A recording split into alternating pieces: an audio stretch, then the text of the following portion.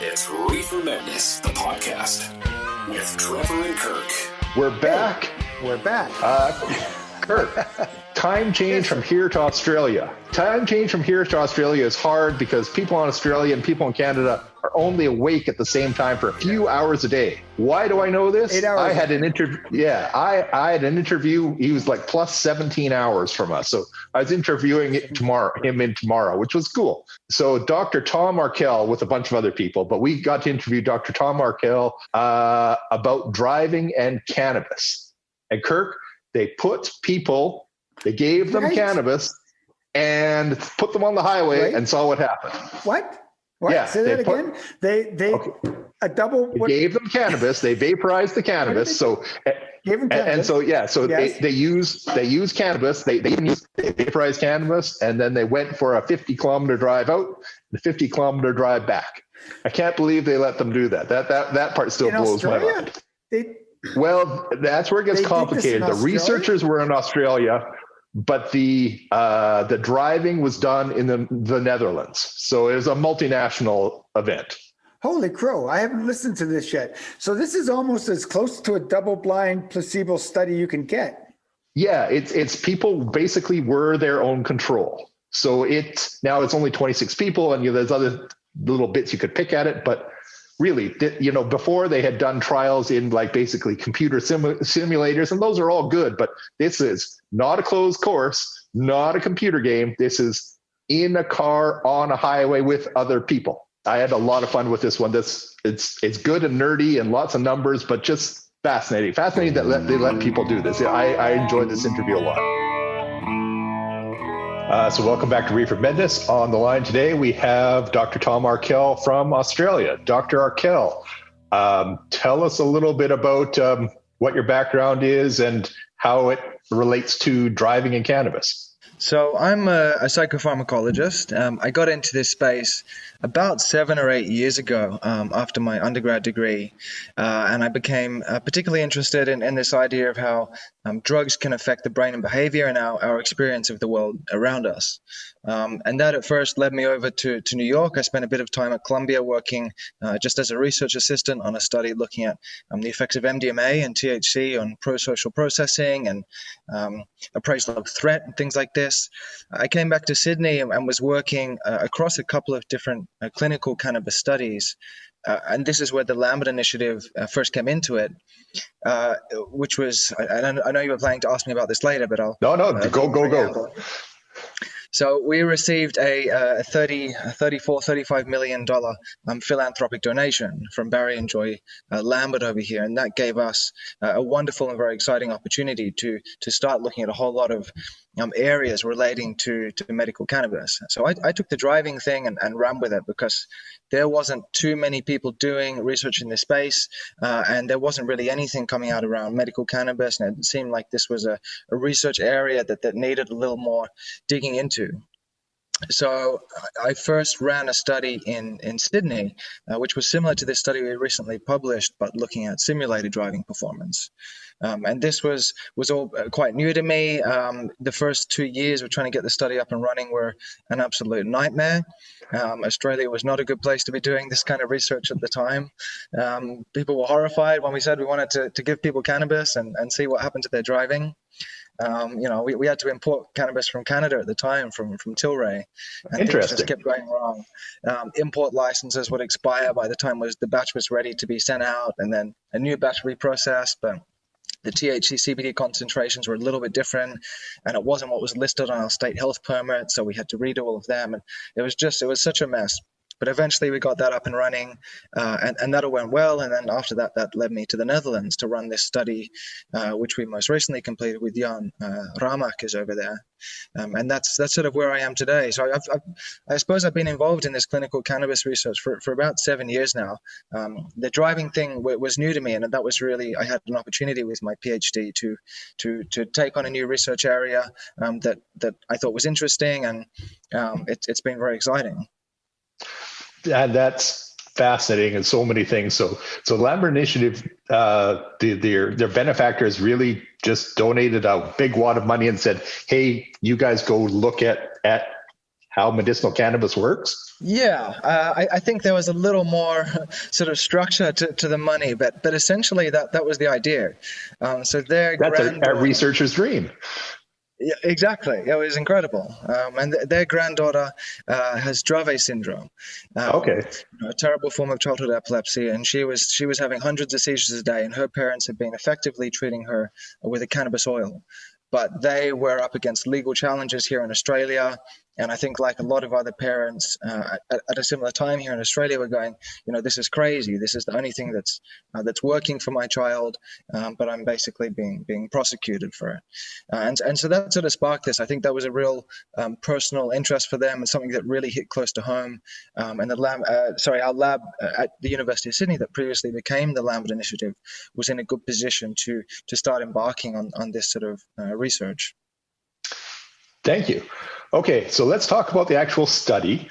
So the driving, because I was telling people at work today about this interview, and everyone had a giggle about, so they gave them cannabis and did what? So we had 26 people, relatively young, relatively healthy, and they were driving in physical cars. Now, is this around a closed track, or was this, where were they actually driving? So this is on a public highway in the Netherlands, very close to Maastricht University. This is in traffic in the middle of the day on I think it's a 2-lane highway. It could be 3. I don't remember off the top of my head, but it's a highway. It's a public highway. Yeah. That's what I thought I read, but I thought I better check that, because that sounded a little, well, it's great that we have real world experience, but then sounded a little crazy that we were allowed to do that. And I just got to say, so I'm older than you. I've got one daughter, she's almost 19. She's been driving for a while. I have a son who's 15. If it wasn't for COVID right now, he would be in driver's ed, and I would be sitting in that passenger seat, gritting my teeth, hoping he wasn't hitting anything and wishing I had like brakes and accelerators there. So I really felt for these driving instructors that you had in there. I can only imagine what they were going through with these the drivers. So I really felt for them. So that was fascinating to me as well. But before I go too far down that one, how you measured how well they drove, this the standard deviation of lateral position. How about explain that? I think that's key for everyone to understand what you were measuring. So it's a slightly messy term, but essentially what a standard deviation of lateral position, or SDLP, is measuring is how much a driver is moving around on the road. So it's essentially a measure of lane weaving, but really it accounts for swerving and overcorrecting as well. So lateral position is just simply the distance between the center of the car, and the lane markings on either side of the car. So in this case, it's the lane markings on the left-hand side of the car.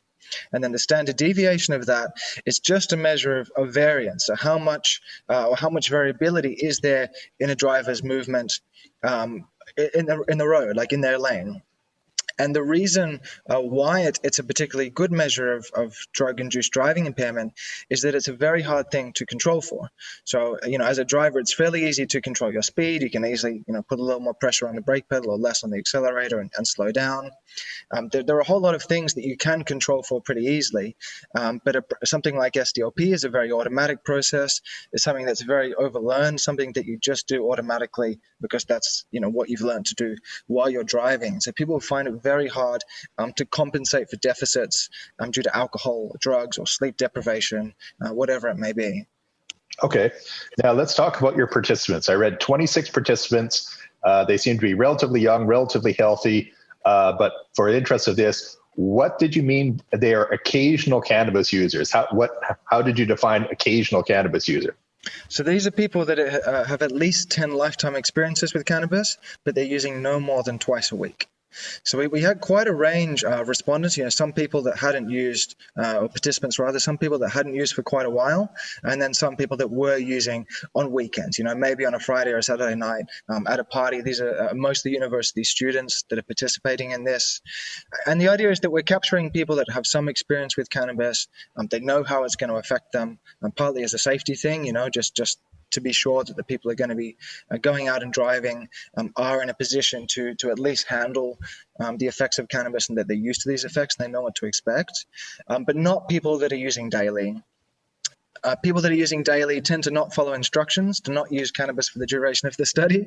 And they also often have residual levels of THC or metabolites in their blood, which makes our PK analysis really messy. And we'll come back to it probably at the end, but that specifically excludes medicinal users. But you talked about that in the analysis. We'll come back to that at the end. So just again, so we have this set up properly. The cannabis was vaporized. It wasn't smoked and it wasn't ingested. Other than I assume that was probably the easiest to control for. Why did you pick vaporized? Vaporizing is better than smoking. It's more efficient delivery method. We lose less THC to side stream smoke. We have more control over the inhalation procedure because it's not burning and there's no combustion. There's no loss of vapor in between inhalations. So we had people vaporize over about 10 minutes. We control, so we tell them to inhale for a certain number of seconds, hold their breath, and then exhale.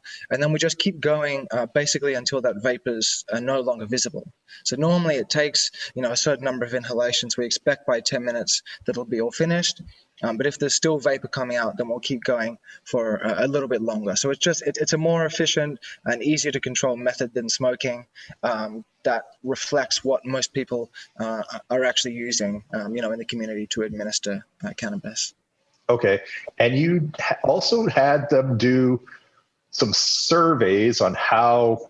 We'll come back to the surveys. So I first want to ask about, you had them do it sounded more or less like video games to see how the cannabis was affecting them. Tell me a little bit about those computerized things that you were doing to test things like reaction time in them. Okay, yes, we had a range of cognitive tasks, and this is a battery of 3 tasks that takes about 10 minutes, and these are different tasks measuring things like processing speed, how quickly people can take on information and perform an appropriate response, divided attention, how well could people attend to different stimuli, and response time or reaction time in there as well. So we're trying to capture a number of cognitive domains that we know do tend to be affected by THC. So people would come into our behavioral lab. We did this a couple of times in each session. And prior to this, people were trained on these. So we got people's baseline performance up to a certain level where they were no longer improving. And these were just simply, 3 tasks. People responded using the computer mouse or the keyboard. The tasks took between sort of 2 and 4 minutes each. And we've used these previously. And they come from a battery that's actually from Johns Hopkins in the US. And we have a pretty good idea of how sensitive they are to cannabis effects. So we know they work well, basically. Okay, and you also asked them a bunch of questions about how they're feeling, everything from literally how stoned do you feel to how well do you think you're driving. Tell us a little bit about those survey questions and visual analog scales you gave them. So these are simply just pen and paper questions. People have a question, for example, how stoned do you feel? On one end of the scale, it's going to say not stoned at all, and then at the other end of the scale, it's going to say very stoned. And these are 10-centimeter lines. So people just put a mark in the middle of the line, or wherever they feel is sort of best represents how they're feeling at that time. And these are common sorts of questions that we use to assess drug effects over time. So it gives us a really nice sort of measure of how people are changing in their response to the drug over the course of the session. So I think we had 6 or 7 measurements across the session. Okay, so session. Yeah. I know it sounded like I spent a lot of time doing how it was set up, but I just thought all those were interesting. Okay, so you're getting ready to put people into cars. What are you giving them? What are the patients or the participants are their own controls. So how did the experiment actually run? That's exactly right. So people came back for 4 separate sessions, each one week apart. So it took over a month to run each participant. They come in for a medical assessment, and then a training day, and then the 4 test days. So everyone received placebo, they received a THC dominant cannabis, they received a CBD dominant cannabis, and a THC CBD equivalent cannabis. So a 1-to-1 strain. The order of those in which they were administered was randomized and counterbalanced. So we try and make sure that the same number of people will receive, for example, placebo in the first session and THC in the second session, and so forth. So once people had vaporized the cannabis, this is about 40 minutes into the session, the first driving test occurred. The driving instructor would come up and meet them, make sure they were feeling okay and okay to drive. He would take them down to the garage, pull out the car, and they would go off driving for an hour. So like I mentioned before, this is happening in traffic on the highway. They would drive 50 kilometers up the road. They would turn around and drive 50 kilometers back. So it's 100 kilometers of driving, and it took around an hour. And they did this twice in each session. So at 40 minutes, and then again at 4 hours. So we could get a sense of how long was this driving impairment actually lasting. Fascinating. Placebo for vaporizing cannabis. How do you do that? How do you make me think I'm vaporizing cannabis when I'm not really vaporizing cannabis? So this is cannabis that's had all of its THC removed from it, and CBD and active cannabinoids. The cannabis still retains the original terpene profile of the active cannabis strain. So it still smells. Okay, good. Exactly. So it still smells. It still tastes the same. It's not perfect. This is an issue with human cannabis administration studies. That's something that I think is widely recognized and that we're working on. It's not perfect, but it's pretty good. So it smells and tastes like the original cannabis. There's some vapor as well. So people, particularly if they hadn't received the active cannabis types before, find it very hard to distinguish. So we thought that overall, when we looked at the data afterwards, we found that people were not very good at being able to distinguish what was placebo and what was not placebo. Now, if they had received it in the last session, where they had already received 3 active sessions, then maybe they would have some sense that they could sort of deduce that may have been placebo. But if they'd received it earlier than that, people did find it quite hard to tell if it was placebo or active cannabis. Okay.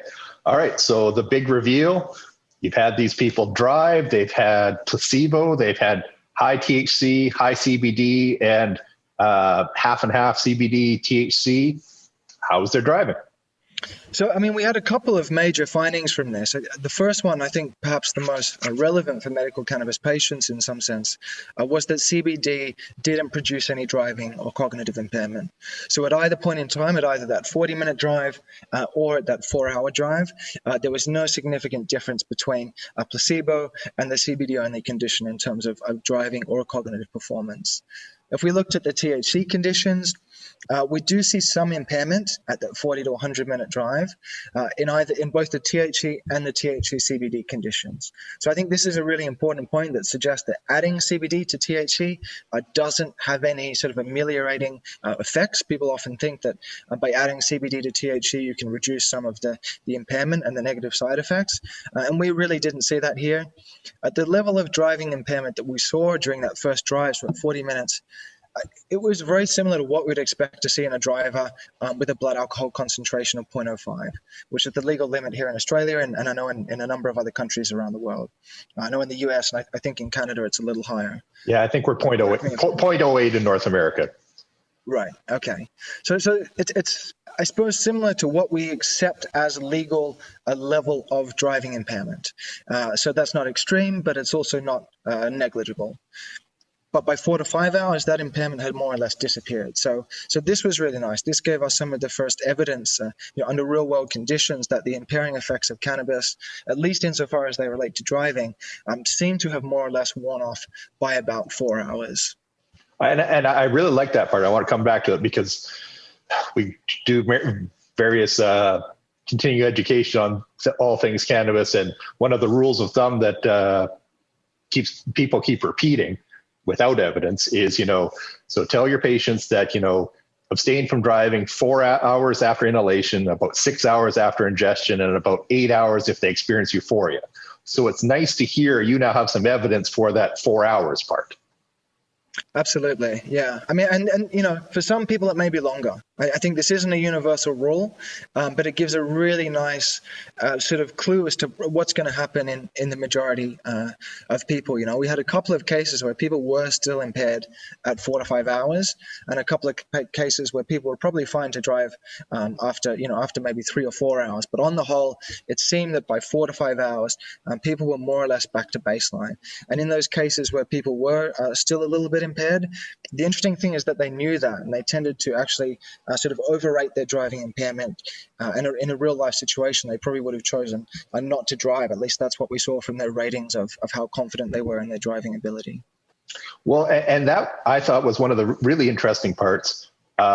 it wasn't that surprising that the CBD wasn't impairing, although nice to see some numbers to it. But I liked how you guys asked them, basically, how do you think your driving ability is? And can you talk to us a little bit about that? When did they think they were driving well? When did they think they weren't driving well? In relation, were they correlated at all with how much THC they'd had, or did they have no did they know they were impaired? And if they said they were impaired, were they actually impaired? They did know they were impaired, and when they thought they were impaired, they were impaired. Yeah, exactly. That's sort of the short answer to that. I think people were quite well aware of, they weren't necessarily always acutely aware of their level of impairment, and if anything, they tended to overrate it. So they often thought they were more impaired than they really were. That was most evident during the first drive, so at 40 minutes, which is when people were most stoned. Most people in the THC and THC CBD conditions rated their driving ability as pretty low at that point. We had a few cases where people just flat out refused to drive. They said, I don't feel safe. I'm not getting in the car. One case where the driving instructor said, come on, you'll be okay. Get in there anyway. And the person, it was a little bit sort of borderline about their ability to drive. And their driving ability did actually seem sort of less than what it should be once they got in the car, and so that driving test was terminated quite early on. So we had a lot of, I suppose, assurance in this data that people were pretty good at being able to judge their driving ability.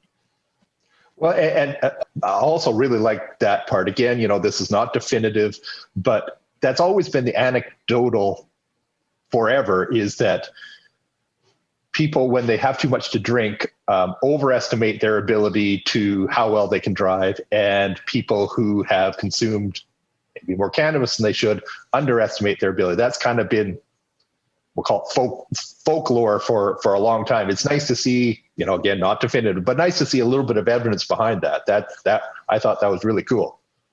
I agree. I think this does provide some really nice evidence for that.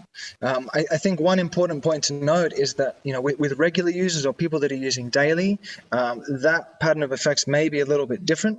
People that do use cannabis more regularly do tend to think that driving is less impaired than it may actually be.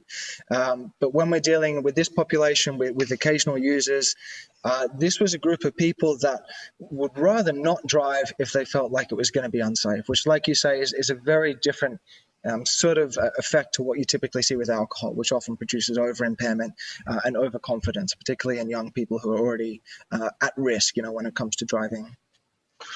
Okay, and you touched on it a little bit, but the combination of THC and CBD seemed to make people, I don't know if drive worse, but that standard deviation of lateral movement seemed to be higher in the combination ones than compared to the THC alone. Now, I don't know if that difference was significant, and the people reported that they felt that the cannabis was weaker. They didn't feel as impaired when they combined the THC and CBD. Any comments on that, on things that maybe we should watch out for in the real world? Yeah, this is an interesting one. Exactly like you said, people did feel a reduction in that strength of drug effect, and in a couple of those other measures. So they felt a little bit less anxious, in line with what we might expect when you add in CBD, but that didn't translate into any sort of negation of that driving impairment, which was really interesting. Now, the difference between THC and THC CBD was not significant, so people weren't significantly more impaired with the combination compared with THC alone. But they certainly weren't any less impaired.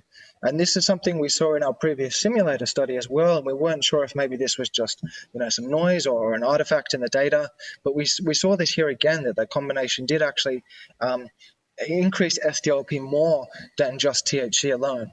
Now, the difference is pretty small. I mean, even the increase versus placebo sounds pretty small, 2.5 centimeters. Doesn't sound like a whole lot. But it is. It's more than what it sounds like. It's not really a reference to an absolute 2.5 centimeter movement on the road. In terms of the real world implications of that, I think it's important for people to understand that adding CBD, or at least using a combination product, may, I suppose, produce some slightly different subjective drug effects. It may produce a little bit less anxiety. It may make you feel a little bit less stoned, or subtly change the nature of the drug effect, but that doesn't seem like it's going to translate into any negation of real world impairment. And I've heard this a lot. People do say that, being in the US and Canada and going into dispensaries and just chatting with people, and me trying to understand where this idea comes from. And people have often said, oh, if you add CBD, it's going to do this and this, or this combination strain is going to do this and this compared to this high THC strain. And so I think this suggests that, we probably need to be a bit cautious of that. And that's important for patients and consumers alike to realize that using a product containing both CBD and THC could produce a similar level of impairment to what you might get with a THC product, even though you might actually feel a little bit less stoned. Good to know. The other, this is just because it's 2020 and this happened. So, reading through the people that you lost to follow-up. So you lost a couple people to follow up to COVID-19, did you? Because, it's 2020 and that's what happens. Yeah, I mean, the university had to shut down. So we had a couple of people that could only participate. I think we had some that had done 2, some that had done 3 sessions. But there was a university-wide shutdown, and we couldn't go on with the study, which was a real shame. But I think a lot of similar labs were in a very similar boat. Oh, absolutely. So that's most of my questions. Anything? So most or a lot of our listeners are either patients or healthcare practitioners. Any sort of pearls of wisdom, clinical applications you think we can take from your study? So for the medicinal patient who does need to drive to work, or frankly, even for the occasional I smoke on weekends, what should people sort of take from your study when it comes to their driving? Well, I think the key things is if you're using a CBD-based product, you're probably going to be fine to drive. As you said before, we sort of assumed that already, and a lot of people did, but we make policy decisions based on evidence, and I think this gives us some really nice data now that CBD-based products are probably not going to produce any driving or cognitive impairment. For people using THC products, I think this provides some assurance that by 4 to 5 hours, you're probably going to be okay to drive. Like you mentioned before, with ingested products, with oral products, that duration of effects may be longer. And so I don't really want to comment on that. We have to recognize that this was limited to vaporized cannabis, but I think using smoked or vaporized products, you're probably going to be all right to drive after 4 to 5 hours. But as always, exercise caution. If you feel like you shouldn't be driving, or you may still be impaired beyond that, then it's important to listen to that and recognize that people do respond differently to cannabis. I think, and this may be relevant also, is I think there's another really important study that needs doing here, and that's actually going into patients and looking at whether patients who are using, a prescribed cannabis product, they're stable on a certain dose, they're comfortable with its effects, how is it affecting their driving? I think that's one thing that's really missing here. This was in healthy volunteers, people that are using cannabis occasionally, but we know people that use cannabis more frequently do become more tolerant to its impairing effects. And it's possible that for some patients, medical cannabis may actually offset some impairment that the underlying condition may actually cause. If you take chronic pain, for example, it's conceivable to think that by itself may be impairing someone's driving, and using opiate-based painkillers could potentially be far more damaging than using cannabis-based products. So I think this is one research area that I would like to be involved in. I think that really needs some attending to. Is after this, we really want to know this and be able to give advice to patients. And to do that, we really need a study looking at real-world driving performance in patients who are using, their own type of cannabis and their own dose, not a standardized dose that we've given in a lab. We would all love to hear the results of that study, so let's hope you get to do it. Sort of a legal-ish question. So right now, we have a blood alcohol concentration. We know how alcohol leaves the body. It's linear. We know an awful lot about how the amount of alcohol in your system relates to how impaired you are. We have laws that say, if you have this much cannabis in your system, you can be arrested. But do you think we are a little ways away from actually being able to say, if you have this much THC in your system, you're impaired? Is this going to be kind of an ongoing scientific legal battle for over the next how many ever years? I think we're a long ways away, and I don't think we're ever going to get there. I don't think that's. I don't think we're ever going to have an answer to that question. And people have been asking this for a while, and I think there's more and more consensus now in the scientific community that it's not a question that we're ever going to be able to answer. You know, we know that blood or saliva THC concentrations just do not correlate with impairment. For a number of reasons, some of those pharmacokinetic, some that it really depends on the route of administration. You know, peak blood levels when you vaporize or smoke compared with when you use an oral product are hugely different, and the difference is even more enormous depending on what time since drug administration you actually measure them. And so I think we're stuck with an issue where this probably isn't the best way to go about detecting drug-impaired driving. Like you said, alcohol is easy with its linear kinetics. You know, we can say to someone, if you've consumed 3 standard drinks, this is how long you need to wait until you're below the legal limit. We don't have that with cannabis, and I don't think we ever will. So this is a really tricky one that I know they're certainly grappling with in Australia at the moment, probably even more so in the US and Canada, where you have legal cannabis market, is how do you go about detecting drivers who may not be impaired but may still have small amounts of THC in their system, particularly for patients and medical cannabis users. I mean, this is where it really hits home. You may have someone that has low levels of residual THC in their blood, but they're absolutely fine to drive. Maybe they used a product the night before, and this is in the morning, and they're driving to work.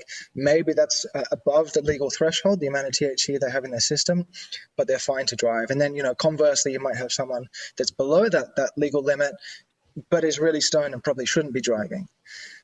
This is a really tricky one. I'm not sure we're going to get a nice answer to the question, is there a number? You know what? You're not the only one who said that, but it is nice to hear that again from someone who's so knowledgeable. That is most of what I had. Did you have anything else you thought I was going to ask or wish I was going to ask about the paper or anything else cannabis related? No, I think that covers it really well. Yeah, I think I think we've sort of gone over what I think are the most important points and takeaways for the study and how those may apply to patients. So I'm happy with that. No, so thank you very much. Thank you very much for inviting me. I appreciate that. Kirk, I really enjoyed that interview. I think we'll be hard-pressed to find an interviewee farther away from us, because once you get farther away from Australia, you start getting closer again. So what did you think of Dr. Tom Arkell and putting stoned people behind the wheel of a car on a highway? Fascinating, Trevor. Yeah. I sat here this evening and I was telling you, I was watching the video and I thought, gee, we should get our YouTube channel going. And I had this epiphany of how international this fella is. He's an Australian bloke. And I was going to say, good on you, mate. Good on you, mate, to find this interview. We have a young Australian PhD who is doing studies in Europe and talking about buying Canadian cannabis. Yeah, and he even stint in Colombia as a researcher there. He's made his way around. And when I tell people about this one, I just lead with, so there's this researcher who had them, I say smoke weed, but it's not, vaporize cannabis, and get behind the wheel of a car on a highway and drive for 100 kilometers. That kind of gets people's attention. No. Well, yes, that gets the layman's attention because you go, I can be stoned and drive.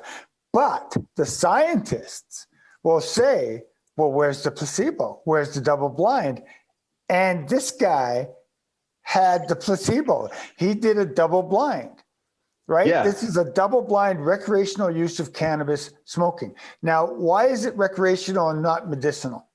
Well, I don't know if he went into why, but this was sort of what he started with. So they had to have, let's see if I get all the things right, they had to have some experience. He didn't want this to be the first time you ever use cannabis and get behind it. I think the magic number was you've used it at least 10 times, but you're using it less than twice a week, I think was the magic numbers.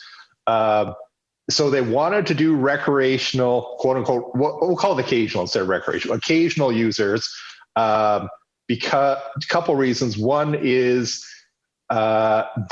before getting into the study, they had to be off of all cannabis for a period of time, as a couple of weeks. That'd be much harder for a medical user. And for a medical user, it would be hard for them to start at zero. That was the whole idea of being off of all cannabis for a couple of weeks. They want them to come into the study with a THC blood level of 0. So that was my understanding of why they started with occasional users. But he does want to do it again with the medical, or we'll call it the everyday user, the medical patient. Well, yeah, that's what I got out of this as well, is that he wanted his participants, young university students, to have some understanding of cannabis so that they weren't overwhelmed by being quote unquote high. But he also figured that medicinal users, people that use it every day, are more comfortable being stoned and tend to be more cautious. So he didn't think that chronic users of cannabis would be a good sample because they'd be biased, which makes me think that the average chronic stoner on the highway is usually traveling around 95 kilometers an hour. Right? Well, I got that too, and I thought that was really interesting, but I caught the subtlety a little differently, that the occasional user underestimated how well they were driving. They thought they were more impaired than they were, where he wasn't sure in the chronic user if you would get that. Now, that is just fascinating because, it's been a myth forever, or whatever you want to call it, that too much alcohol and you think you're driving way better than you are. You underestimate your amount of impairment. And it's been a myth forever that if you are stoned, you're too cautious. And that's basically what his study said. But I think he was also just not sure the difference in how impaired you were and how impaired you thought you were with occasional versus chronic. Like, I think that's probably another study. Yeah. The drunks overestimated their skill, and the chronic cannabis users, quote unquote, the stoners, overestimated their skill, meaning that they're completely opposite. The drunks can drive and stoners can't. But yet when they get the two behind the wheel, we know drunks can't drive, but yet stoners seem to be overcautious. The other thing I found interesting about this study is, again, there's these little nuances that come out of it, and the whole concept of being greened out. We know that if you green out, meaning that you've got too much THC and you're quote unquote too stoned, that taking some CBDs will calm you down. Well, his hypothesis is that it might calm you down philosophically, internally, it might settle you emotionally, but from the skills of driving a vehicle, not a hope in hell. So yeah, I thought that was really fascinating too. Now, Kirk, what did you think about placebo cannabis? Yeah. You probed him on that. Isn't that interesting, eh?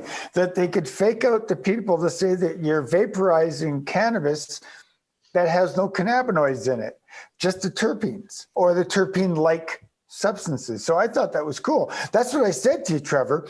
We have here a double-blind placebo study on driving. Yeah. And what I like about it is that it just creates more questions, but it substantiates, say that for me, substantiates.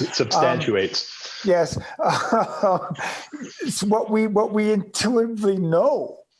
But I'm sure somebody will find a reason not to, well, even the researcher found reasons not to go full hand into this. But he offers us some very interesting insights to cannabis and driving. And yes, to be on a European highway driving high.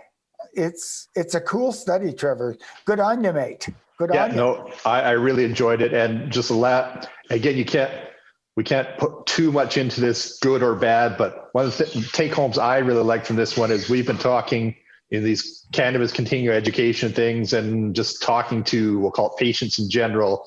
You have sort of as a clinician, it's nice to have rules of thumb.